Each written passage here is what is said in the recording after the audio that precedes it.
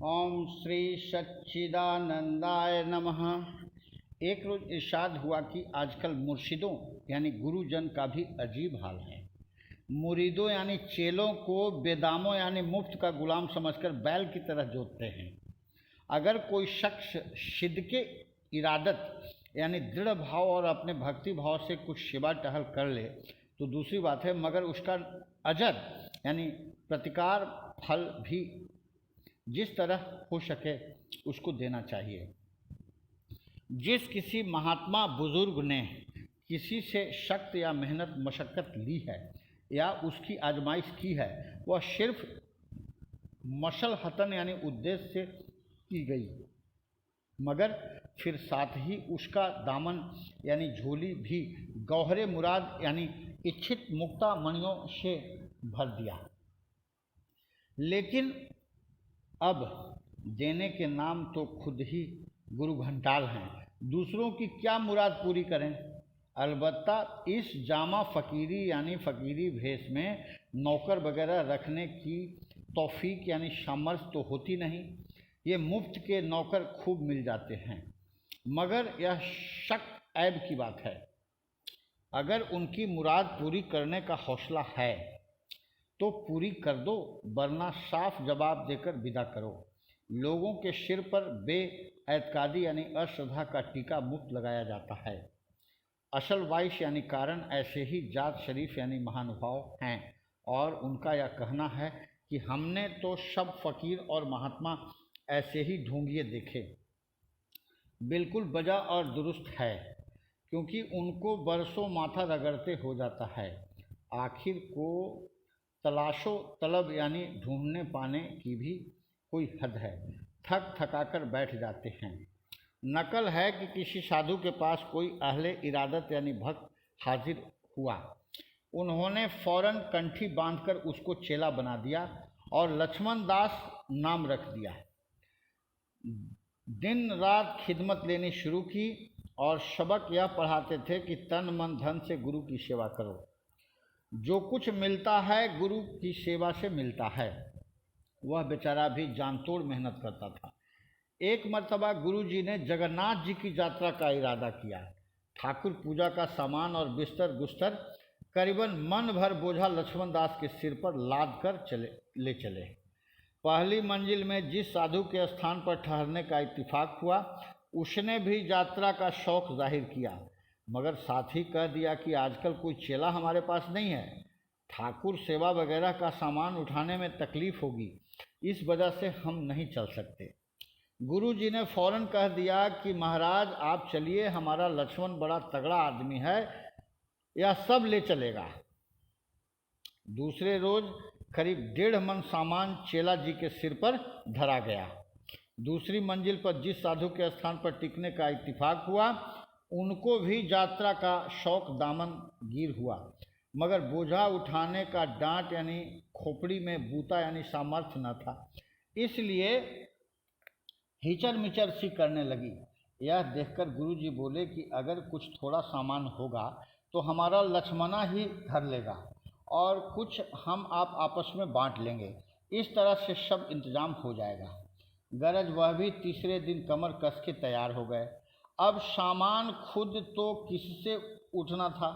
धौन भर यानी तगड़ा बोझ सामान उनका भी लक्ष्मण की गर्दन पर लादा गया। बमुश्किल तमाम मंजिल पर पहुंचा।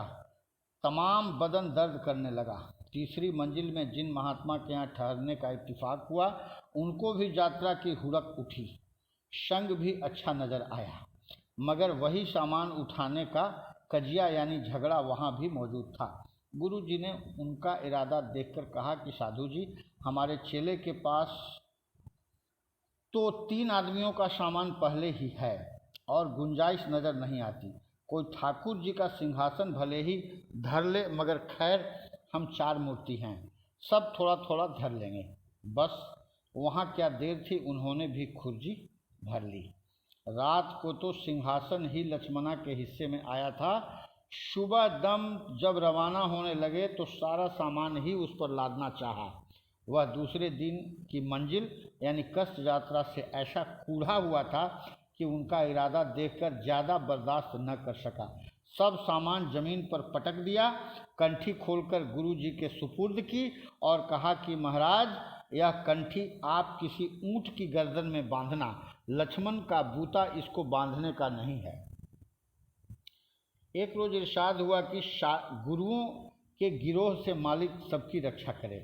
यह बैठकर खाने वाला फिरका अपने मुरीदों को बेभाड़े का टट्टू बनाकर इस बुरी तरह से लाते हैं कि खुदा चाहे शैतान से किसी को हिफाजत में न रखे मगर इनसे बचावे। गरीब मुरीद यानी चेले तन से खिदमत, मन से खिदमत, धन से खिदमत करते हैं। बाज यानी कुछ मुरीदाने खुश एतकाद यानी परम श्रद्धालु चेले तो अपनी बीवी, बच्चे, इज्जत, आबरू सब गुरु के सुपुर्द कर देते हैं, क्योंकि शास्त्र भी इसकी इजाज़त देता है। लेकिन इन लोगों यानी तथाकथित गुरुओं ने बाज़ मौक़ों पर इस एतकाद का ऐसा नाजायज़ फ़ायदा उठाया है कि जिसकी वजह से यह फ़िरका सख्त नफ़रत से देखे जाने के काबिल हो गया है। यानी रुपया पैसा तो एक तरफ रहा, उनकी हर्म यानी मान और इज्जत तक पर हाथ डालने से नहीं चूके। देखिए गरीब गृहस्थी की जान को कितना बवाल लगा है। ब्रह्मचारी, वानप्रस्थ और सन्यासी तीनों फिरकों की पालना करे। दुनिया के जितने अजाब यानी कष्ट और धंधे, सोसाइटी और घर के बखेड़े हैं, सबको संभाले।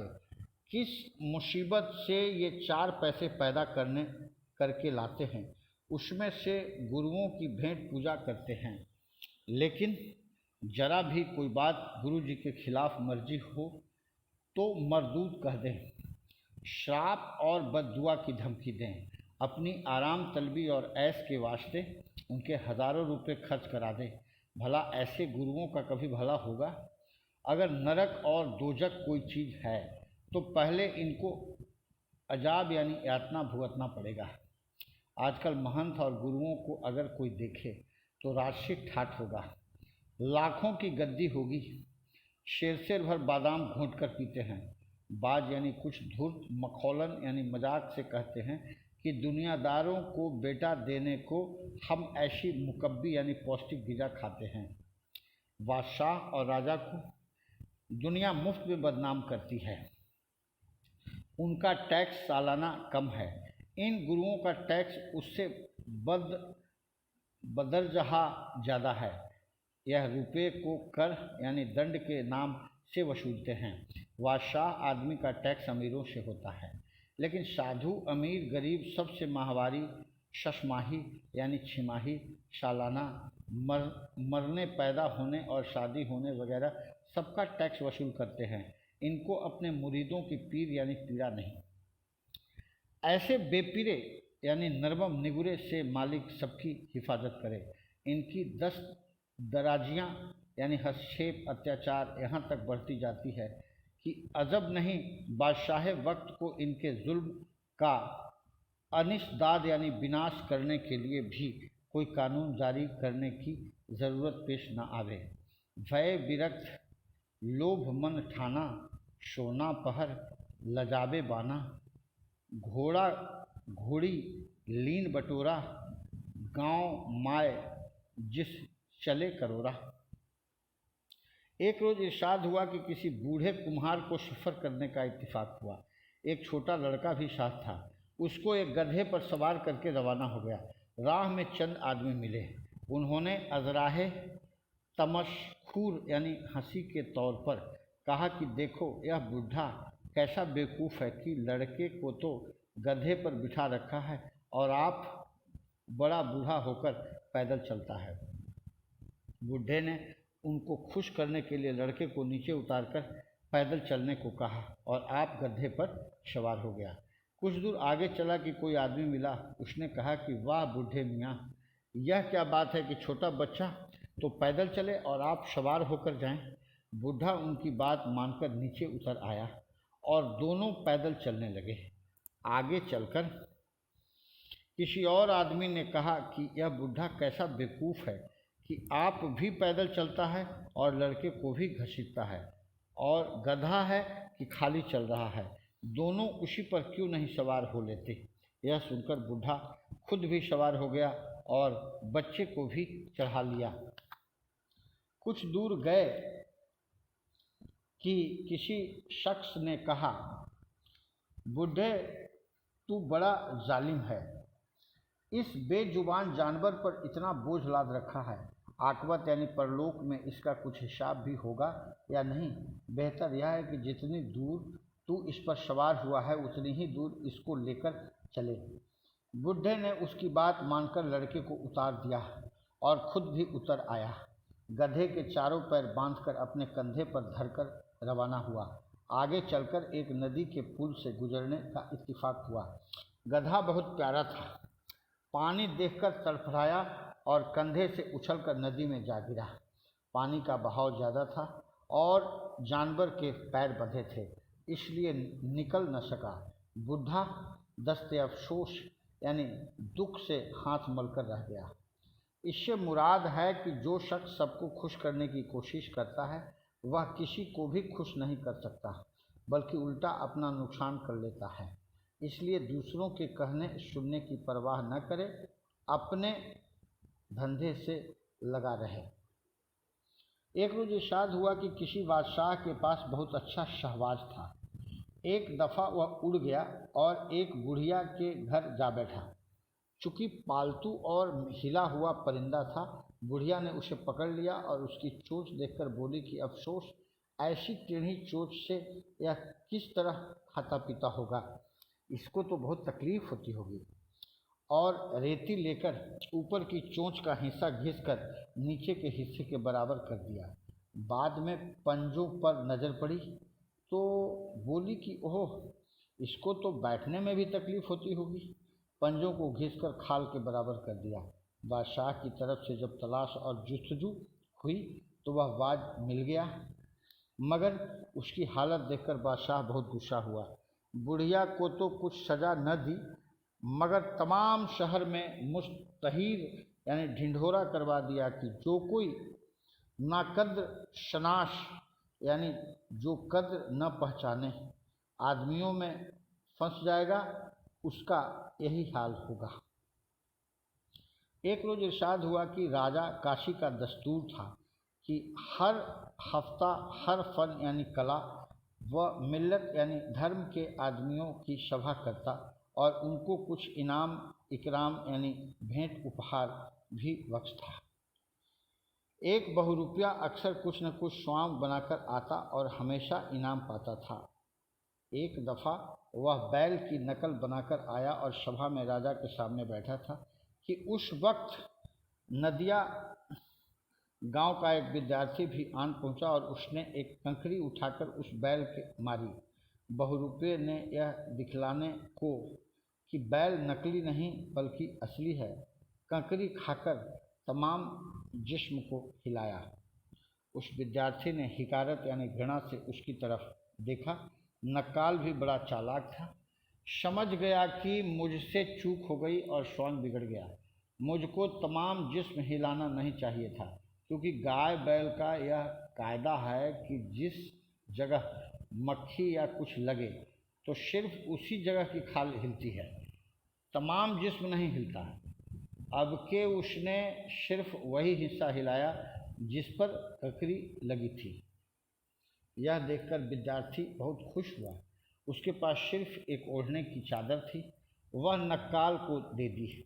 नक्काल ने उसको बड़ी इज्जत से लेकर अपने सींगों से लपेट लिया और बड़ा शुक्रिया अदा किया। यह देखकर महाराजा साहब बड़े खुश हुए और कहने लगे कि हमने तुझको हज़ारों रुपए की नगद व जिस्म यानी वस्तुएं इनाम दी, मगर कभी ऐसे शुक्रिया से नहीं ली जैसे इसकी चादर ली है। इसका क्या सबब है? नक्काल ने हाथ जोड़कर कहा, आप वृंदावन, आप कद्रदान नहीं हैं। आपने अब तक जितना इनाम दिया नक्काल समझकर बेकदरी के साथ दिया, कभी मेरे हुनर की परीक्षा न की और न मेरी लियाकत को आजमाया।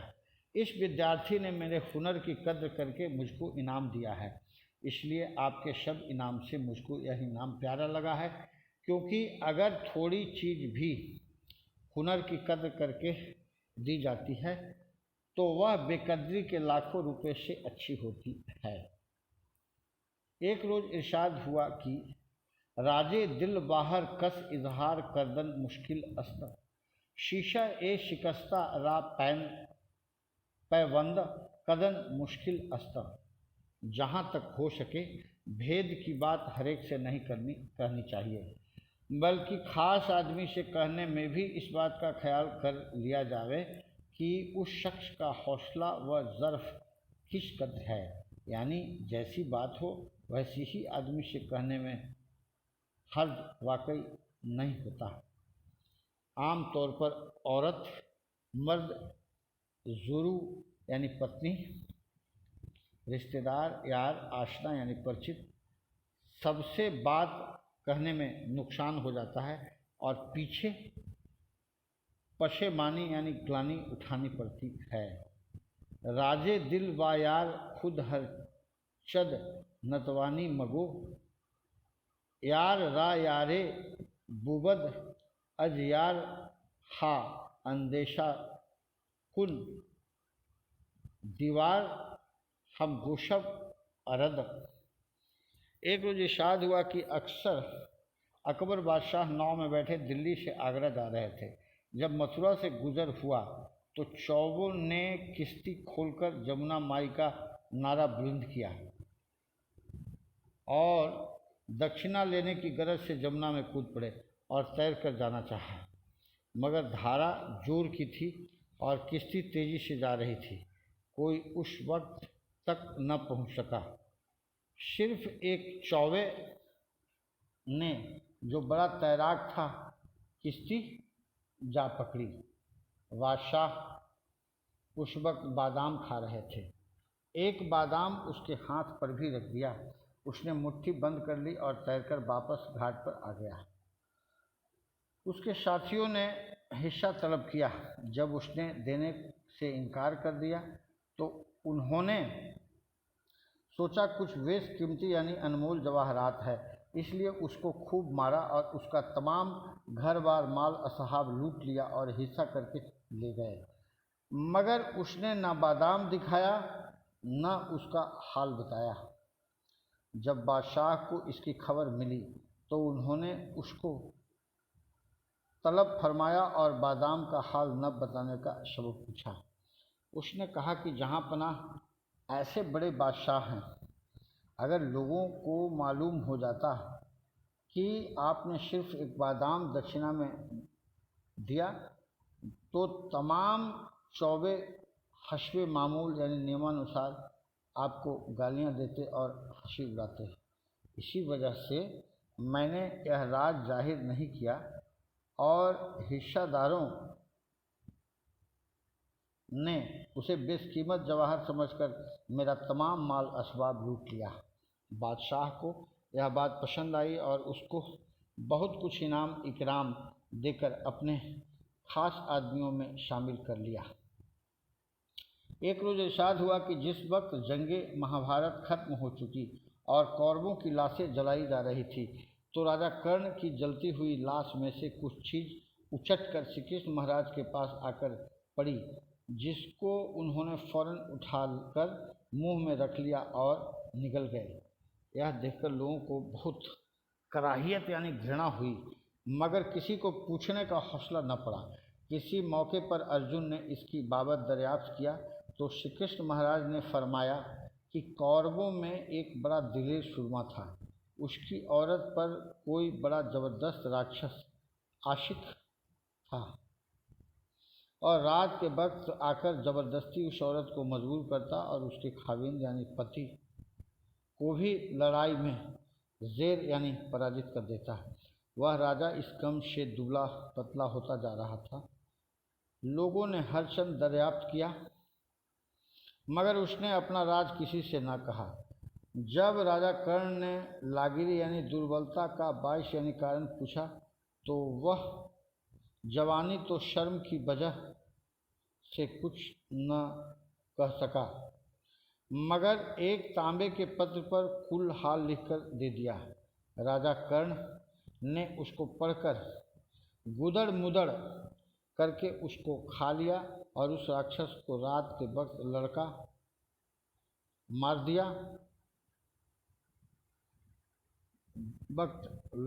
मार दिया और यह राज आज तक किसी को मालूम न होने दिया।